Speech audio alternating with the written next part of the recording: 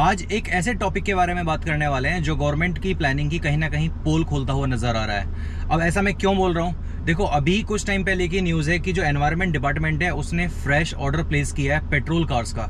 यानी कि एक तरफ गवर्नमेंट पुश कर रही है पब्लिक को, आम जनता को, कि भाई आप ईवी खरीद लो, अदरवाइज पेट्रोल पे ये रूल्स आ जाएंगे, डीजल पे ये रूल्स आ जाएंगे। मतलब डेली कुछ ना कुछ सुनने को मिलता है और नितिन गडकरी जी स्पेशली ईवी को लेके बहुत ज़्यादा कंसर्न है। तो अभी जो ये ऑर्डर देखने के लिए मिला है एनवायरनमेंट डिपार्टमेंट, आपने भी बहुत सारी जगह ये वाली न्यूज़ सुनी होगी, मैं लगा भी देता हूँ साइड में। अब ये देखो, ये नए नए ऑर्डर्स सिर्फ एक पर्टिकुलर डिपार्टमेंट की बात नहीं है, बहुत सारे डिपार्टमेंट्स हैं जो कि अभी भी अपना पेट्रोल प्रेम जिंदा रखे हुए हैं। अब ईवी पर वो क्यों स्विच नहीं कर रहे हैं, क्या प्लानिंग है गवर्नमेंट की, आज की वीडियो में यही सारी बात करेंगे। मिनिस्ट्री ऑफ एनवायरनमेंट, पर्यावरण मंत्रालय अभी 57 कार्स का नया टेंडर पास किया है इन्होंने, वो भी पेट्रोल कार्स का। देखो तरह तरह की स्कीम बनाते हैं खुद से ये लोग। ये डिपार्टमेंट है जो कि स्कीम बनाता है कि यार हमारा पॉल्यूशन लेवल यहाँ पे पहुंच गया है, ऐसे इसको कम कर सकते हैं, वैसे कम कर सकते हैं। और बहुत ज़्यादा ऑटोमोबाइल्स पर ये गाज गिरती है कि यार कार्स की वजह से और व्हीकल्स की वजह से ये सब चीज़ें हो रही हैं, तो इनके ऊपर नया नियम लगा दो। डीजल की कार्स को एक दिन चलना है, एक दिन नहीं चलना है। 2019 से पहले वाली जो कार्स हैं उनको चलना है, जो इनका BS 3 और 4 है उनको कब चलना है। मतलब ये सब चीज़ें ना खुद से डिसाइड करते हैं, खुद से सारी स्कीम्स बनाते हैं, गवर्नमेंट को गाइड करते हैं कि यार ऐसा कर सकते हो आप, ऐसा कर सकते हो, ऐसे AQI लेवल बेटर रहेगा। लेकिन जहाँ पर खुद की बात आती है ना, तो अभी भी ये डिपार्टमेंट ऐसा है जो कि ईवी के बारे में बिल्कुल कोई प्लानिंग ही नहीं है कि अगर नया ऑर्डर आज के डेट में 2025 में अगर नया ऑर्डर आप प्लेस कर रहे हो तो एटलीस्ट आज के टाइम पे आपके पास में बहुत सारे कार ऑप्शंस हैं जहां पर आप ईवी में स्विच कर सकते हो। तो पेट्रोल लेना क्यों, या फिर आप पब्लिक को भी बोलो कि भाई आपको जो मर्जी करे आप वो गाड़ी चला सकते हो। आज के टाइम में भी इतने सारे आज के टाइम में इतना सारे गवर्नमेंट डिपार्टमेंट्स के ऑर्डर्स आते हैं, कितने परसेंट लोग हैं जो कि ईवी परचेज करते हैं। कोई डिपार्टमेंट प्रीफर नहीं कर रहा है भाई ईवी। कहीं से कहीं तक कोई ऐसी बड़ी न्यूज़ अभी तक देखने के लिए नहीं मिली है कि उस डिपार्टमेंट ने इतनी ईवी परचेज कर ली है so that they can help to society, कि वो पोल्यूशन लेवल को रिड्यूस करने में हेल्प करेगी, या फिर जीरो एमिशन पे, जो कि मतलब सरकार का सपना है 2030 तक उनको इतना जो चार्जिंग इंफ्रास्ट्रक्चर है वो डेवलप करना है, इतनी कार्स रोड पे होनी चाहिए। मतलब तरह तरह की प्लानिंग आती है सिर्फ ये, और सिर्फ पेपर्स में ये प्लानिंग्स रहती हैं। अब जरा सवाल ये नहीं है कि यार आपने ईवी परचेज क्यों नहीं की, या फिर आपने पेट्रोल गाड़ी क्यों परचेज कर ली, भाई जो मन करे आपका करो। लेकिन ये पब्लिक के लिए क्यों फिर ये ज्ञान है फालतू का कि ईवी पे स्विच करना है, ईवी पे स्विच करना है। तो ये सिर्फ आम आदमी के लिए ज्ञान है, या फिर ये गवर्नमेंट खुद पर भी अपने ऊपर भी इंप्लीमेंट करती है। हालांकि ये वीडियो उन लोगों तक तो नहीं पहुंचेगी जो लोग डिसीजन मेकर हैं, लेकिन आप और मैं खुद ये सोच सकते हैं कि गवर्नमेंट की जो प्लानिंग है ना इस चीज़ को लेके, वो सिर्फ आम आदमी के लिए है। अपने ऊपर इंप्लीमेंटेशन की बात आती है तो कहीं से कहीं तक कुछ ऐसा दिखाई नहीं देता। और मैं तो डिपार्टमेंट की छोड़ो, कितने ये जो गवर्नमेंट एम्प्लॉयज़ हैं, अगर इनको कह दें कि भाई आपकी गाड़ी, जो आपकी फैमिली में जो गाड़ी होगी वो ईवी होगी, तो कितने परसेंट लोग इस पे एग्री करेंगे कि वो ईवी लेने वाले हैं। मुझे आज की डेट में ईवी लेने में कोई प्रॉब्लम नहीं है, लेकिन कहीं ना थोड़ा सा ऐसा लगता है कि यार गवर्नमेंट पब्लिक को तो पुश कर रही है ज़बरदस्ती, जो डीजल वाली गाड़ियाँ बैन करती है। जब मेरे पास में 300 थी, मैंने सिर्फ और सिर्फ वो गाड़ी इसलिए सेल की थी, 5 साल हुई भी नहीं थी उसको, 4 साल में, सो दैट कि यार आने वाले टाइम में ना पता नहीं कब क्या रेगुलेशन आ जाए और ये गाड़ी बंद हो जाए, तो उसके बाद में डेप्रिसिएशन तगड़ा होगा कि पता नहीं, फिर मुझे उल्टे सीधे पैसों में ये गाड़ी सेल करनी पड़ेगी।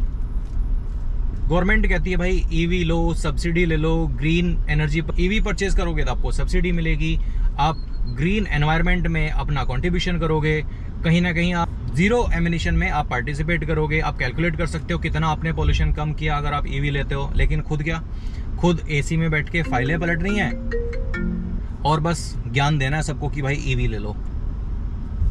ये एग्जाम्पल एकदम ठीक बैठता है कि जो डॉक्टर है ना, वो खुद तो खा रहा है तले भुने खाने और दूसरों को कह रहा है कि यार तुम्हें सैलेड खानी चाहिए। नहीं, तुम मोटे हो जाओगे, तुम्हें सैलेड खानी चाहिए, बिल्कुल नहीं, तुम्हें बिल्कुल दूर रहना है किसी भी तले भुने खाने से। और खुद सुबह उठ के समोसे खाते हैं, सुबह उठ के हलवा पूरी खाते हैं। तो वो वाली बात है, इनका सीधा एग्जाम्पल यही मेरे माइंड में आ रहा था, अभी आप रिलेट कर सकते हो।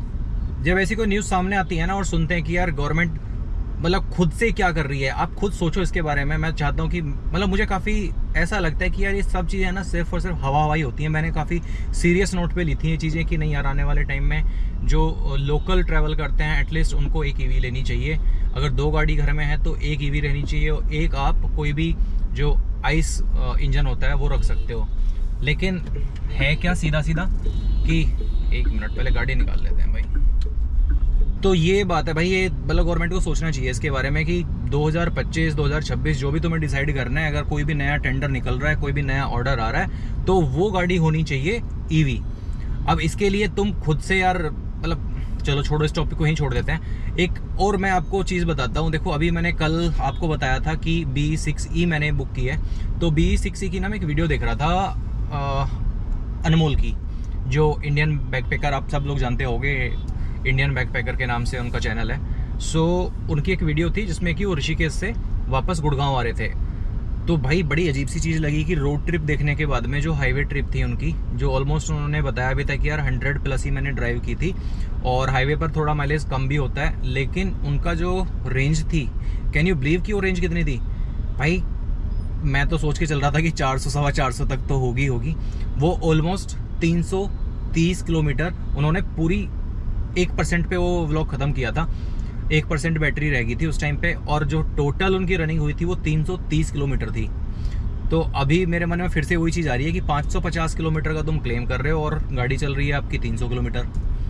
तो ये कहीं ना कहीं डाउट पैदा कर रहा है। और एक और अपडेट दे दूँ ना आपको मैं, कि जो महिंद्रा है BE6E पर, वो भाई लाइफ टाइम वारंटी का क्लेम करती हैं अगर आप फर्स्ट ओनर रहते हो। अगर आपने गाड़ी सेल कर दी, जो सेकंड ओनर बनेगा, तो वो रहेगी 10 ईयर्स तक के लिए। तो लाइफ टाइम वारंटी वो कैसे है, क्या टर्म्स एंड कंडीशंस हैं, देखो वो सब चीज़ें ना पढ़नी पड़ेंगी। कुछ टाइम के बाद में वो रिवील करूँगा मैं कि क्या टर्म्स एंड कंडीशंस हैं, या फिर कोई टर्म्स नहीं है। ऐसा हो नहीं सकता कि हालांकि कोई टर्म्स नहीं होगी, टर्म्स एंड कंडीशंस ज़रूर होंगी। ये जो बैटरी इनकी टेक्नोलॉजी है, ये BYD से ये लोग ले रहे हैं, और डेफिनेटली BYD के साथ में जो भी इनका अलायंस हुआ होगा, तो उन्होंने इनको ये गारंटी दी होगी, तभी ये आगे पब्लिक को दे रहे हैं। आप क्या सोचते हैं इस बारे में कि अगर गवर्नमेंट कोई भी अपना व्हीकल परचेज कर रही है, भले ही वो 2 व्हीलर है, भले ही वो 4 व्हीलर है, ट्रक है, बसेज हैं, तो जहाँ पर भी पॉसिबल हो सकता है वहाँ पर उनको EV कंसिडर करनी चाहिए, या फिर अभी भी उन्हें पेट्रोल और डीजल तो वो करते नहीं है, खैर फालतू के कोई एलिगेशंस लगाने नहीं चाहिए। तो मोस्टली उनके पास में पेट्रोल इंजन ही है, तो पेट्रोल पर ही स्विच करना चाहिए, क्योंकि आज के टाइम में अगर पेट्रोल का डिज़ायर की और जो इनके पास में दूसरा टेंडर है दैट, तो गवर्नमेंट जो परचेज़ करती है ना, मोस्टली डिज़ायर परचेज़ करती है। एक उनके पास में पहले से ही जो अलायंस हो रखा था मारुति के साथ में, वो था सियाज के लिए। तो सियाज और डिज़ायर 2 गाड़ी सबसे ज़्यादा है उनके पास में। तो इस बजट में जो उनका 10 लाख रुपए के आसपास का बजट है ऑन एवरेज, 8 से 10 लाख रुपए के बीच में बैठती है, तो इस बजट में उनको EV भी मिल सकती है आराम से। टाटा की ऑलरेडी जो स्टार्टिंग रेंज है ना, वो 8.5 लाख रुपए से है, और जो गवर्नमेंट की डील्स होती हैं, टैक्स बेनिफिट्स होते हैं और बहुत सारी चीज़ें होती हैं, तो अगर वो लगाया जाए तो उनके पास में 5 तक की जो गाड़ी है ना, वो आराम से मिल जाएगी इसी के रिप्लेसमेंट में।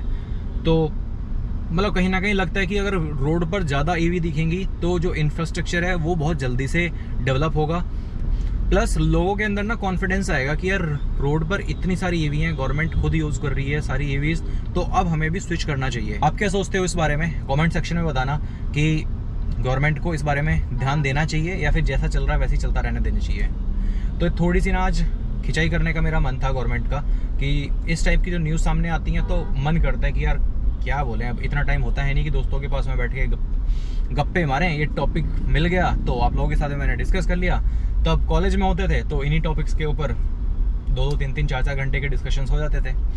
अब ये डिस्कशंस होते हैं अपनी यूट्यूब फैमिली के साथ में, अपने भाइयों के साथ में। तो ये व्लॉग था यहीं पर भाई। ऑफिस जा रहा हूँ अगेन। ट्रैफिक ऐसा लगा हुआ है ना, आप वीडियो में देख ही रहे होगे कि लंका लगी पड़ी है। चलो मिलता हूँ किसी नए व्लॉग में नई इन्फॉर्मेशन के साथ में।